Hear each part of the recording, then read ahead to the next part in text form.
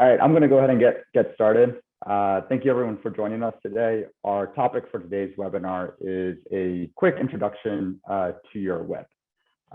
So before we get started, I want to give you a quick little background on myself. My name is Kevin Bright. I'm a solutions engineer for ProNovos Construction Intelligence Cloud. ProNovos is a analytics company that really specializes in helping different contractors, subcontractors, general contractors, understand their data, make sense of it, and look at different analytic solutions. But prior to joining ProNovos, I was actually a project manager in the construction industry. Did it for about 7 years, had a lot of hands-on experience in the construction industry across different trades, and a lot of hands-on experience with the WIP itself.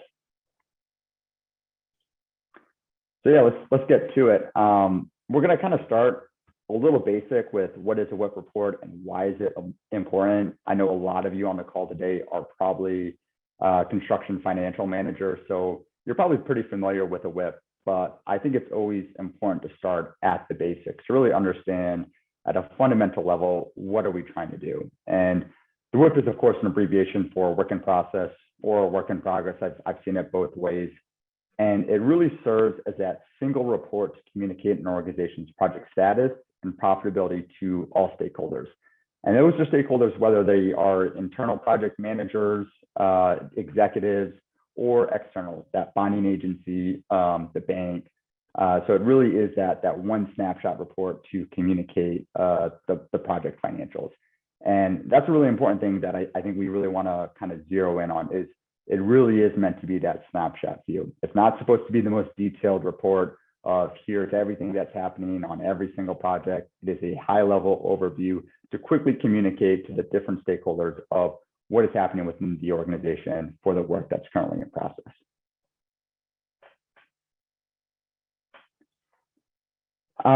So again, let's cover the basics. What are kind of the key components to your WIP? And the way I like to think about it is you're always trying to answer essentially two questions with your WIP.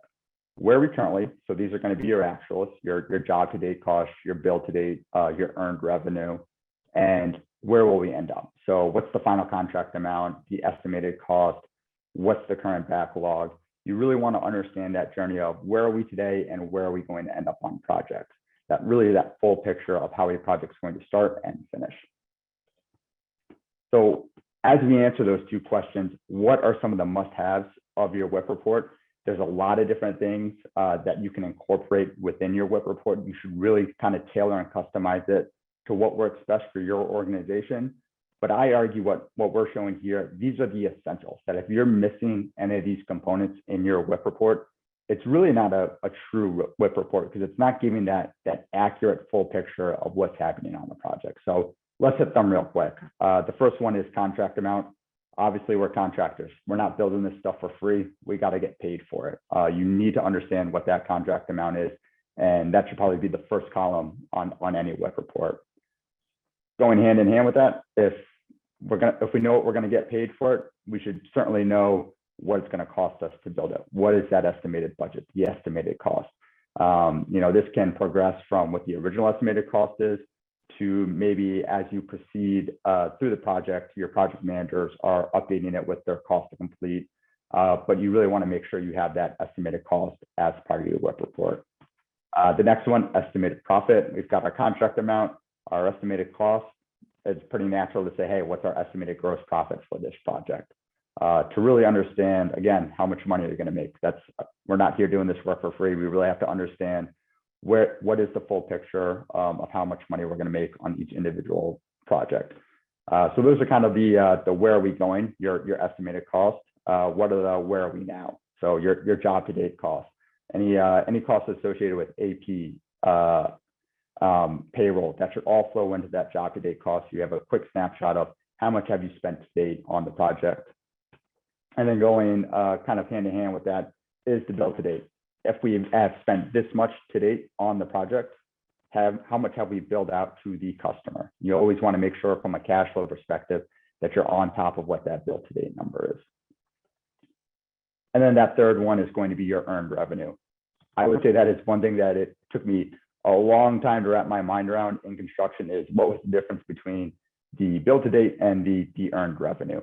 And so if you have your bill to date, you certainly want to have your earned revenue so you can calculate those over under billings to really understand, hey, is this project going to be in a potentially problematic space from a cash flow perspective? So those are the must-haves. What are some other components you can have on your WIP report? The first one is your profit margin percentage. I would almost argue this is a must-have on a WIP report. I think it is one of the most important metrics to track when you're managing a project to really understand whether you're experiencing any profit margin fade or gain. It's probably one of the best bellwether metrics that you can quickly identify how a project is being managed and if it's potentially headed for troubled territory if you're seeing that profit margin percentage deteriorate over the course of the project. Next one is backlog. I think it's a very powerful tool to have the backlog as part of your WIP to really help you understand what revenue might you do over the rest of the year. If you understand your backlog, it's a long way in going and getting accurate revenue projections. So incorporating the backlog in your WIP report is always a good place to be. The next one is cash flow. Obviously managing cash flow at a company level is an all-important thing, but understanding how cash flow is developing at an individual project level is really something you want to have a good handle on as well. I used to have a boss that would always tell me the bank promised us they're not going to go out and build any construction projects, and I promised the bank I'm not going to lend any money. And what he was essentially trying to get at is, as a contractor, you don't want to be in a position where you are financing a project yourself. You really want to make sure that you are cash flow positive, not only at a company level, but at each individual project level at all. Next one is retainage. This is just kind of nature of the beast in construction. You're always going to have that 5 or 10% final retainage amount floating out there. You really want to make sure that you're keeping track of it, that it doesn't fall by the wayside, that you have a good idea of what that retainage amount that's still out there that you need to collect from the customer. And then original versus revised. This is a really important one, especially for the contract amount and the estimated cost. Understand how the project developed over time from that, hey, what did we bid it at to where we are today? That kind of full story of how things develop. I think it's a very important kind of metric to have. So you can kind of get that accurate information as you're potentially chasing future jobs of what the delta between those two might be. And then the last one is pending change orders. Obviously, any approved change orders should be incorporated in your contract amount, but it's really good to include pending change orders as part of the WIP. So you kind of know what's coming down the pipeline. If I have a $250,000 change order out there, how is that going to reflect on my project financials on the WIP report? And you can start to plan accordingly to understand what the financial picture for an individual project may develop down the road. So these, like I said, these are just some other components that could be important to have on your WIP. Again, you understand your operations best from your organization. There are the things you should absolutely have on the WIP, but then there should be some things that are most important to your operations and specific to your company, and you should spend the time to identify what those are and include those in your WIP report as well. Okay, so like I said, those were kind of just the basics of what a WIP report is. I'm sure a lot of you are familiar with those components. Hopefully that quick overview wasn't too boring. But now I want to pivot into how should this WIP report get built? And I think this is where it gets interesting because I think what you see a lot of contractors do is that is a very manual process. It is somebody's job to go get the different information, compile it in an Excel sheet, and spit out a WIP report at the end of the month. And while that is an acceptable solution, we really are getting to a place in the industry where there's enough powerful tools out there where you should really be striving for a cloud-based WIP automated solution. So what do I mean when I say cloud-based WIP automated solution? What I mean by that is as updates are made to each individual building blocks of the WIP, it's automatically flowing to the WIP. So if payroll gets posted, you're going to see that reflected in your job to date cost. If a project manager posts a change order, you're seeing that contract amount get updated automatically. No one is having to go in and do additional calculations to update that WIP. So again, let's hit on what are those building blocks that should be automatically feeding back into the WIP. It's basically come from two main sources. The first is going to be your project manager, The project manager is going to be responsible for the contract amount, the cost to complete. So basically, what does he think the estimated final costs are? That's a really important thing, and that needs to be accurate and updated as the project goes on. And then that last part is the change orders. What are the approved change orders? What are the pending change orders, to really understand how that might impact the project financials. So again, as the project manager is updating his change orders, updating his cost to complete, you should see that flow automatically back to the WIP in a WIP automated solution. The other data source is going to be our accounting department. So the obvious ones, AP, AR, payroll. And again, as they're entering invoices, as they're producing billings, as they're posting payroll on a weekly or bi-weekly basis, you want a system where there's no double entry there. That information is going to automatically flow to the WIP report. It happens in real time. No one's having to take that extra step to manually input the data or do any additional calculations or importing or exporting. It happens like that.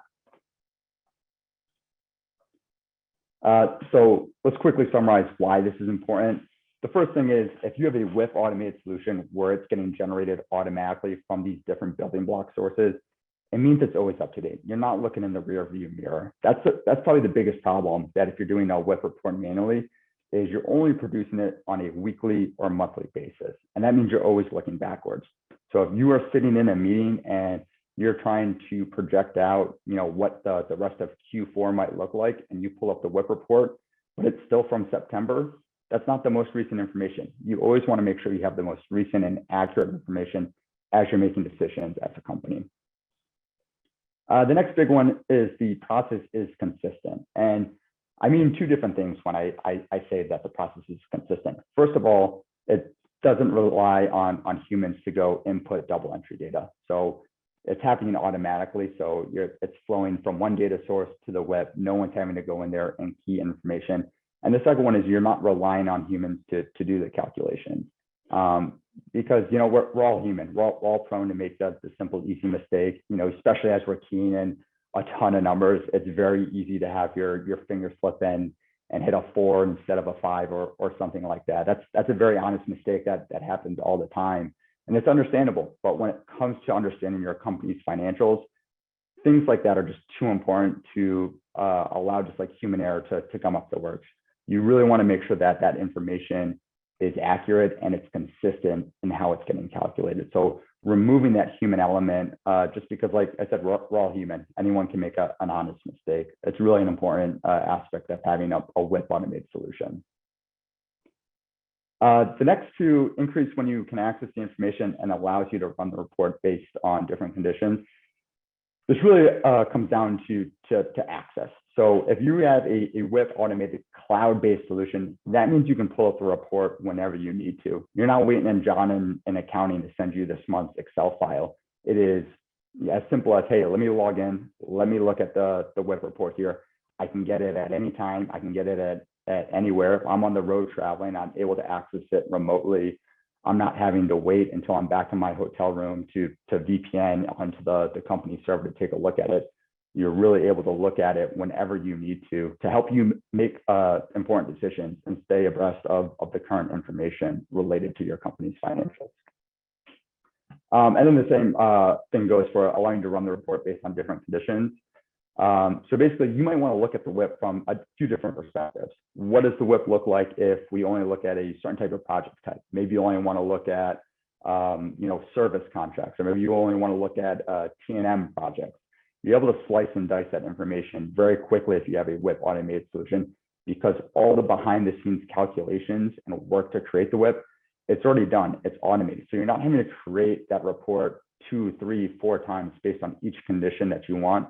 It's already there, so you can kind of do that different dissecting of information in different ways. Probably the most frequent one we see with this is wanting to run the WIP report based on a different time frame. So we're in October now. Let's say you want to go back and see, hey, what did the WIP report look like at the end of Q2? You could very quickly say, all right, let me run the WIP report. What did it look like on June 30th? You're not kind of stuck in that, like, hey, I only have the one report because I've got to spend time to create this report. You can really make it flexible to answer the different questions you might have. So those are kind of the different reasons why having an automated solution are important. One thing I want to point out here is what is not considered a WIP automated solution, and that is doing it in Microsoft Excel. And I think this is a really important point. So I want to spend a few minutes discussing that and why it's not, why doing your WIP report in Excel is not a WIP automated solution. And the first reason is it requires time. If you are not having those data sources flow automatically, if somebody's doing it in Excel, they have to actually sit down at their desk and go through and do that process manually. They're having to log onto the accounting ERP, export the data, import it into Excel, do the different calculations, VLOOKUP functions, the whole shebang. It's a time-intensive process that, quite frankly, you want your financial manager spending their time doing more analysis of the information than rather just prepping the information. The second big one is like we talked about, it's very prone to user error. I think anyone who has spent a lot of time working in Excel has experienced that, where you kind of start to create this formula that is 10 if statements deep with 7 different commas and 12 different parentheses, and it's just way too easy to make a typo there that spits out the wrong number. And again, your company financials are too important to kind of rely on just a very simple mistake that could easily happen by adding an extra comma or adding an extra parenthesis somewhere. The data is not live. So again, someone's got to go in and they have to export and import the data into Excel. And that is only happening as often as someone is available to do it. So if John in accounting is swamped and he's busy kind of doing his day-to-day basis, maybe he's not doing that data import to create the WIP report in Excel on a regular basis. And you're always having that rear view looking mirror of what your company's financials are. It's not cloud-based. Now, this is obviously starting to change in recent years as Microsoft has created Microsoft 365, where you can access Excel from your browser. And that's a huge evolution, but it's still not like a true cloud-based solution. You cannot log on to it whenever you need to. You're kind of relying on that person to give you access. Then there's the issue of who's updating the information, where it gets saved. You might be kind of talking over each other. So while even if you're using Office 365, it is a huge improvement over just using an Excel file on your server or saved to your desktop. But you're still going to have some of those access issues and the possibility that you're updating information on top of each other, and you might be deleting or overlapping data that's already been inputted. My favorite one that I like to point out when we talk about doing things in Excel is what a old boss of mine used to refer to as the secret magic decoder ring. I think we have all seen probably Excel files that are behemoths, and they are, quite frankly, very impressive, almost a work of art of how somebody created this Excel file. They're pretty impressive. But the downside of it being impressive of how elaborate this Excel file is unless you created that Excel file, you probably have no idea what's happening in it. You're just kind of taking it at face value. You might enter something in a cell value and you think it does X, but it's actually doing Y, and you don't understand the full picture of how things are getting calculated. That's really the danger of Excel, is unless you have that secret magic decoder ring of what's going on in that Excel file, you might be getting answers to things that you don't fully understand. And the worst case scenario of this is if it's an Excel file created by somebody 3 years ago, that person's gone on and accepted another job, and you're still using that as a tool, but really no one understands the nuts and bolts of how it actually works. You're just kind of taking it at face value, man, and saying, I hope this is what it's telling me is accurate. So again, to summarize, why is Excel not a WIP automated solution? WIP automated solution should always be up to date. Excel's not, because you haven't to import the data. It should be a consistent process. Excel's not, because you might have a user entered error. Access it anywhere, anytime. Again, even with that cloud-based solution, that's still a limiting factor. And then the last one, which we didn't really touch on, is a living document, that if you're having to create a kind of custom Excel file, you're almost having to redo it every time you want to look at a different permutation of how you might want to run a WIP report. So it is a very kind of static report. You really want something that's more of a dynamic tool. So again, I know that may have been a little belaboring going through why Excel isn't really the best solution, but I think it's important. And again, I am somebody that personally loves working in Excel. I think there's a lot of very cool things you can do in Excel and the right tool to do a lot of things. But when it comes to something like your WIP, which should really be a standard automated report for your company, it's just not the right tool for this application. Okay, so let's keep going. We've kind of talked about what are the building blocks of the WIP report. We've talked about how should you be assembling that WIP report, having that WIP automated solution. So the next question is how should you be utilizing that report? And I think this is a really important thing to key on, because I think a lot of people use it as it's just a report. You know, you run it once a month, you send it out. That's kind of it. It's just a piece of paper that you can refer back to. And it's good to have that report, but you really want to think more of how can you leverage that information in a WIP and really utilize it as a dynamic tool. And there's a few different things you can do to really do that. The first one is kind of a more practical thing. It is having what we refer to as a monthly job review meeting. And basically what this means is you're going to get all the project stakeholders in one room. You're going to get them together and you're going to review all the projects one at a time. It can be a bit of a tedious process. It's probably going to take you most of the day. I think just ordering lunch for these meetings. But it's a really good thing to do to really take that stop in time and look at each project at a monthly basis and really spend the time dissecting it and kind of have that discussion about what might be going on with each individual project. At minimum, what you want to be looking at to discuss in these meetings are the cost to complete. So that's going to be coming from the project manager. You know, the project manager should be doing these cost to complete, preferably before the meeting, but I've also seen it where the project managers do it in the meeting for kind of that collaborative effort to go through and update the cost to complete. You also want to make sure you're discussing the change order status. So what are the approved change orders? What are the pending change orders? It really is an important aspect to understand what's happening in the project is how might the contract amount, the estimated cost change over time.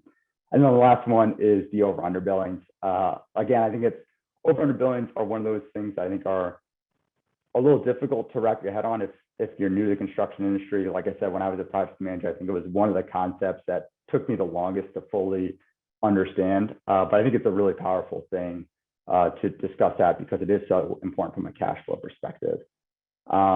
And one of the things to keep in mind is you want to make sure you have all your team members involved. Don't just do it for the project manager for that specific project. Get everybody in the room, all the project engineers, the project managers, accountants, executives. It can really be this great springboard of an opportunity to be collaborative and discuss the projects. And maybe a new project manager is experiencing an issue on a project where he doesn't know what to do, but someone who's got 20 years of experience had the exact same experience and they can give some good insight. So that's kind of a more practical meeting or practical thing to do to really get more out of your WIP. I know people aren't crazy about meetings, especially like kind of a meeting that's going to be as time intensive as that, but I have found it's a very productive and worthwhile process. The next one you want to do is to supplement your WIP with KPIs and visuals. And to actually demonstrate this, I'm going to pull up a WIP solution here to kind of suggest what I mean by that. So here's a report that we have in ProNovos that is kind of a standard WIP output. And what you see here is kind of down at the bottom is your kind of standard WIP report. So you got your contract amount, your estimated cost, job to date profit. But what we can start to do is add different layers to that report. So it can kind of be that blinking red light in the system of, hey, something might be wrong here. So for example, we've got over billings colored green here, under billings colored red. So I can very quickly see, hey, Fayetteville HUD, this is red. I have an underbilling here. I need to dig in deeper to really understand what is happening here. And that's how I always like to think of a WIP report. It is that financial snapshot view. So it's not going to be like you're going to do any in-depth analysis within the WIP itself. It's there to be that warning system of, hey, here's what's happening in all the projects. Here's where you might need to dig in deeper. So you don't just want rows of black and white data. You really want it to be more obvious if there's something you need to key in on as an individual, as a company, and dig in deeper to understand what's happening there. Same thing up at the top here, identify what are some of the important metrics for your company. Is it gross profit, cash flow, over under billings? Identify what those things are, put them front and center. Don't bury them within the WIP report itself. If things are important for your company, you want to make them front and center and put them up at the top. And then the last thing you want to make sure you're doing is really supplementing the WIP report with visuals. It is a cliche for a reason that a picture is worth 1,000 words. And to illustrate this, I like to do a very quick example. If I explode this WIP report here and I ask you, hey, which project has the highest gross profit? I am sure you can find the gross profit column, look at each individual job, and figure out which one it is. But it's not immediately obvious. Where if we look at this chart up at the top and say, hey, which project has the highest gross profit? You can very quickly see, oh, it's the Adrian 1804. And that is like a very quick way that you can get information more quickly out of the WIP. Because again, the WIP is there to be that snapshot view to communicate information to all the stakeholders as quickly as possible. Don't bury that information in the WIP report. Make it as easy to understandable as possible to all the different stakeholders so they can get to the important information as quickly as possible.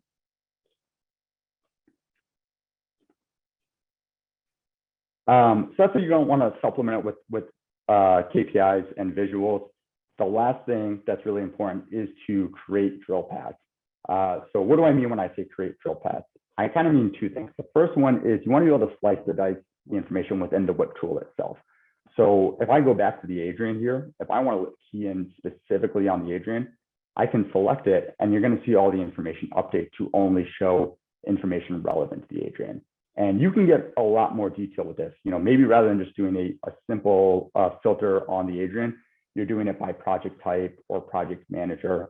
But the idea behind it is once you kind of get that snapshot view and you want to start digging in deeper into something, get all the clutter out of the way. Really start to focus on what is specific to what you're trying to identify and get insight to in that moment. So having that ability to look at the information and slice and dice it is very important within a WIP.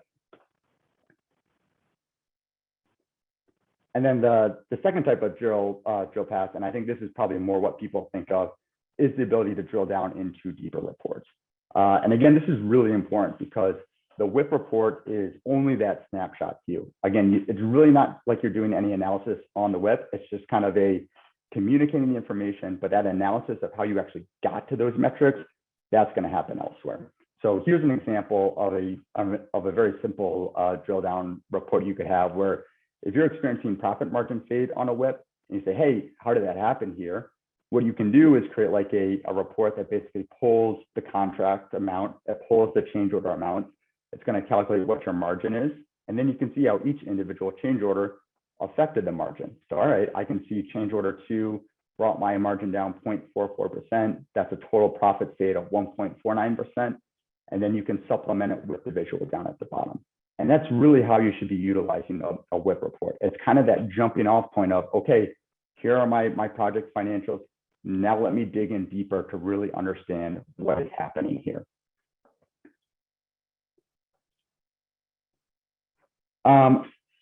That's kind of what I was hoping to cover today. We're kind of coming to the end of our half an hour together.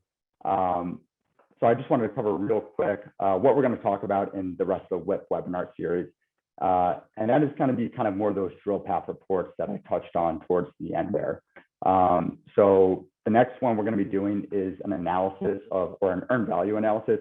It's a really powerful tool. We actually have a Colorado State professor who does a lot of research into construction type metrics who will be joining us for that to talk about it. He's done a lot of cool research on how to do a good earned value analysis for construction projects. And then from there, we'll dig into other different things. So cost complete, backlog analysis, revenue recognition, over under billings, really kind of what are those other components of the WIP and what are different ways you can do analysis on it. So today was meant to be that kind of introduction of, hey, what's that WIP report? What are the different components? How should it get assembled? Some of it may have been a little basic for a lot of you that work with a WIP a lot on your day-to-day basis, but I wanted to make sure we had that good foundation. So as we start to dig in some of these more elaborate tools, we always kind of know that final picture that we're tying back to. That's kind of everything we were going to cover today.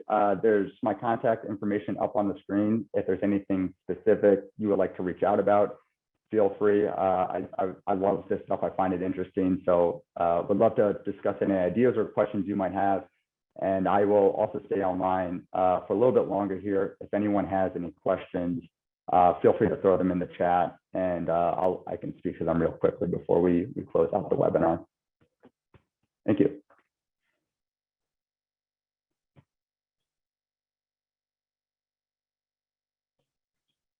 Yeah, so Vera, so how does one connect the data to enable the automatic data flow? What is the process? So the process is really, you're going to want a data warehouse solution. So there's a few different options in the marketplace that kind of provide these data warehouse solutions.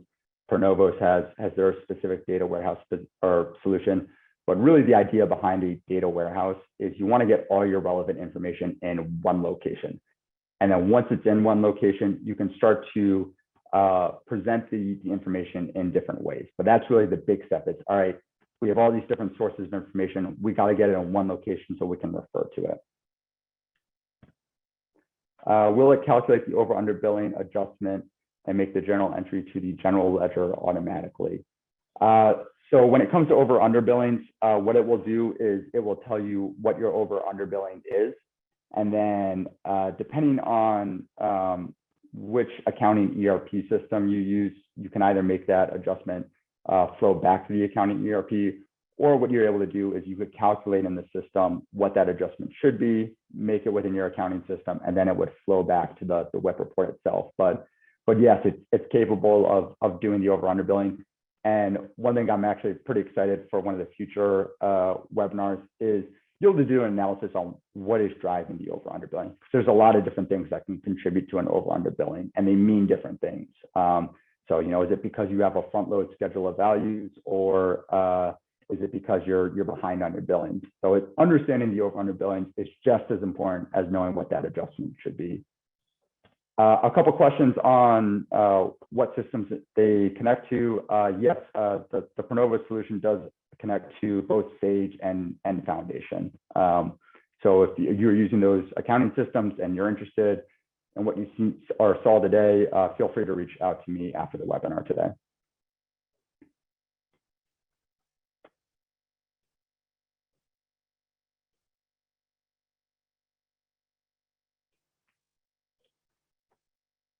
Awesome. Well, I don't think I see any other questions coming in. So unless anyone else has any questions, we will close out the webinar today. Again, I'm super grateful that you all took the time to join us today. I hope you got something useful out of it, and I hope you're able to join us on the future webinar topics. Thank you.